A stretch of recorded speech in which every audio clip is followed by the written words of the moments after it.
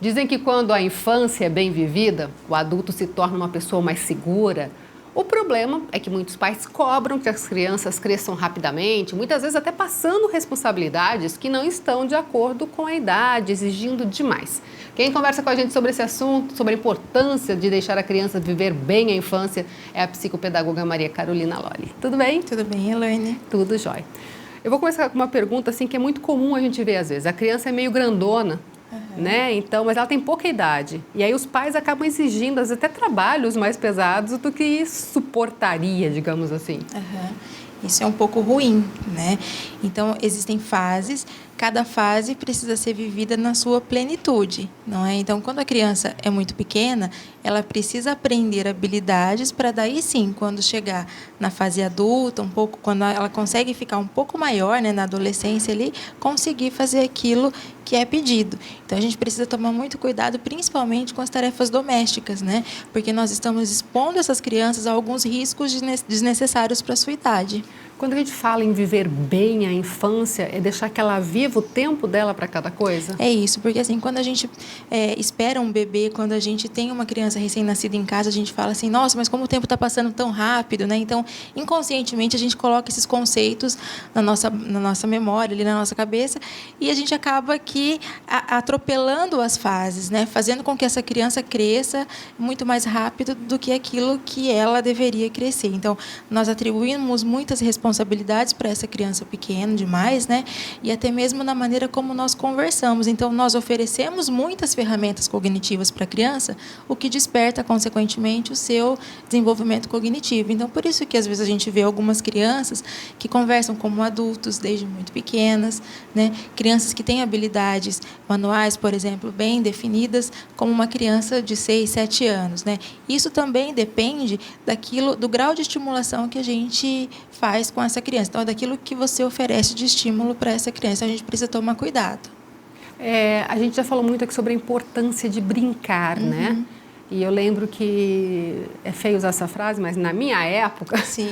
A menina com 13 anos ainda brincava de boneca. Isso. Hoje, se falar que uma menina de 13 anos brinca de boneca, vira chacota, né? Vira bullying. É bem isso.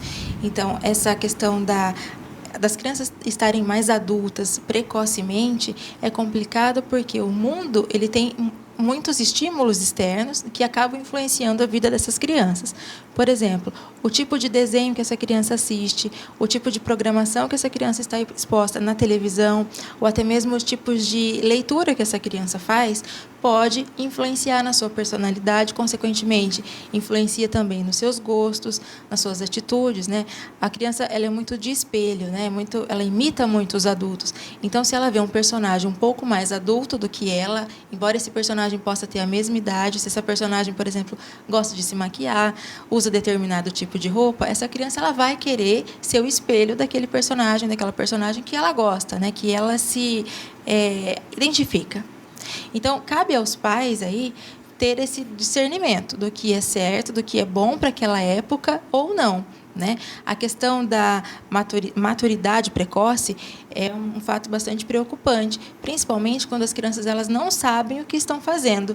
Por exemplo, quando nós expomos as crianças a músicas que falam palavrões, músicas de cunho sexual, não é? Isso nós estamos despertando a curiosidade dessas crianças para coisas que não estão na época devida, né? Principalmente quando essa criança é muito pequena. Então, nós precisamos tomar cuidado com o que nós estamos expondo os nossos filhos. Aliás, isso é uma coisa que a gente vê. Teve um vídeo que circulou na internet, não sei se chegou até você, de crianças bem pequenininhas, um menininho e uma menininha, dançando de uma forma, digamos, muito sensual. Sim. Isso é ruim. É bastante ruim, porque embora essas danças desenvolvam coordenação motora ampla e desenvolvam coordenação motora fina de certa forma, né? Mas as crianças elas não sabem o que é certo e o que é errado ainda. Talvez esse modo de dançar desperte em outras pessoas, né, um pensamento não tão bom para a infância, para aquela época que essa criança está vivendo, né? Aí a gente vê todos esses problemas que estão acontecendo por conta da internet, por conta da televisão. Então a gente precisa filtrar. Quanto mais se filtra, melhor é para o desenvolvimento desenvolvimento das nossas crianças. Quer dizer, é para ser engraçadinho, mas acaba trazendo prejuízo. Né, Elaine? É complicado. É a mesma coisa a história da maquiagem, né? Então, nós estamos expondo, nós estamos fazendo com que essas crianças elas fiquem adultas muito antes, muito precocemente. E isso desperta, consequentemente, nesses pequenos, a vontade de fazer coisas que os adultos fazem.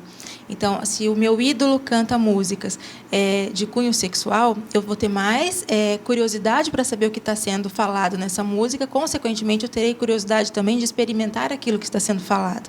Então, por isso que nós precisamos tomar um pouco de cuidado aí. E essa antecipação, vamos colocar assim, da adolescência, de virar adulto, pode trazer consequência lá na frente. Com certeza. Se a gente pula uma fase, o desenvolvimento cognitivo ele fica prejudicado. Por exemplo, então nós temos a primeira fase de vida nossa é a sensório-motora, é a fase que nós devemos pegar as coisas, né? Então o tato é muito importante nessa fase que vai até os 2 anos. Depois dos 2 anos é a fase da linguagem. Então nessa fase de 2 anos em diante a gente precisa estimular a linguagem, falar de maneira correta com a criança. A partir dos 6 anos a criança começa a entender aquilo que é certo e o errado. Então começa a fase da mentira, começa a fase da fantasia, a fase da coleção, né? A partir dos 9 anos, a criança já tem o raciocínio lógico apurado. É nessa fase que nós devemos estimular essa criança com jogos de lógica, sabe? Que desperte o raciocínio dessa criança. A partir dos 12 anos, a criança ela tem capacidade intelectual de discutir coisas com você. Então, ela vai conseguir dar a opinião dela sobre determinados temas polêmicos ou não. É a partir dessa fase que nós precisamos tomar muito cuidado. Só que, veja só, se nós antecipamos essa fase dos 12 anos para uma fase anterior, nós fazemos com que essa criança estimule, então, essa questão de querer discutir com você temas que deveriam ser discutidos posteriormente e pula a fase do raciocínio lógico. Então, prejudica, depois lá na frente, né, a elaboração dessas operações mentais relacionadas à lógica, por exemplo. Então, por isso que a gente não deve ultrapassar a fase.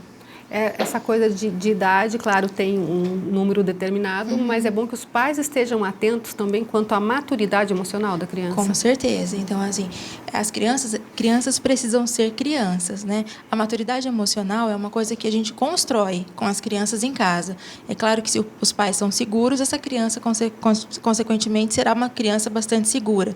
Conforme você conversa com a criança, assim será a linguagem dessa criança. Então, a gente precisa tomar cuidado com os espelhos, com os exemplos que nós temos em casa e com a forma com que nós cuidamos dos nossos filhos. Tá certo. Muito obrigada, viu? Imagina. Mais uma vez. A comunidade fica por aqui. Até a próxima edição. Tchau, tchau.